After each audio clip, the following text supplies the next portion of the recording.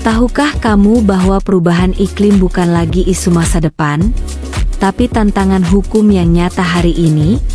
Banjir di Jakarta, kebakaran hutan di Kalimantan, gelombang panas yang ekstrim, semuanya terkait dengan bagaimana hukum mengatur manusia dan lingkungan.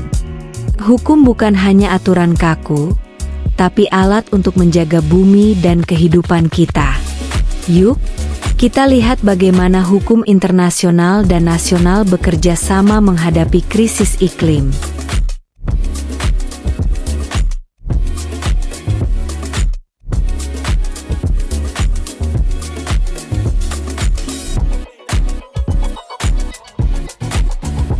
Dasar hukum perubahan iklim dimulai dari dunia internasional.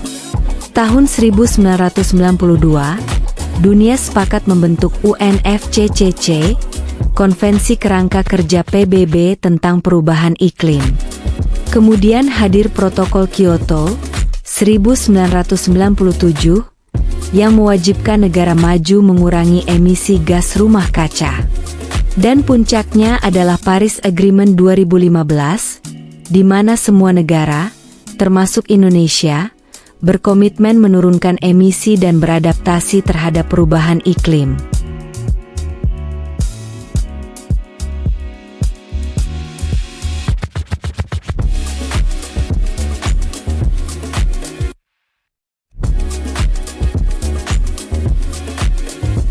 Lalu, bagaimana Indonesia merespons?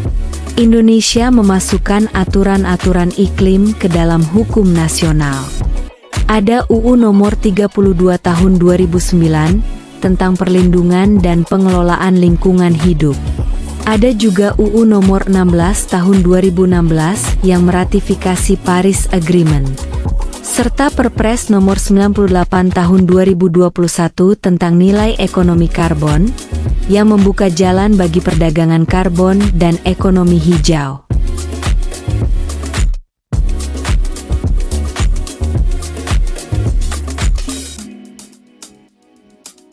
Perubahan iklim membawa dampak besar bagi hukum nasional. Pertama, hukum harus menyesuaikan regulasi sektor energi, kehutanan, dan industri agar ramah lingkungan.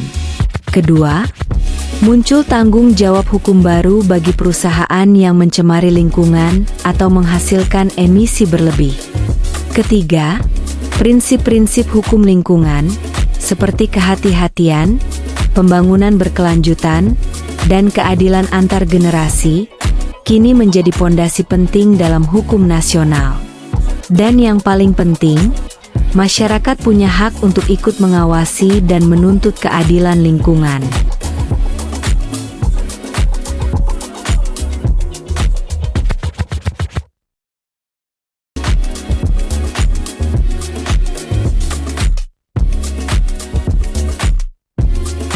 Perubahan iklim adalah ujian bagi hukum dan kemanusiaan. Dari dunia internasional hingga hukum nasional, semua kebijakan harus berpihak pada bumi yang lestari. Karena melindungi iklim berarti melindungi kehidupan, hari ini dan untuk generasi yang akan datang.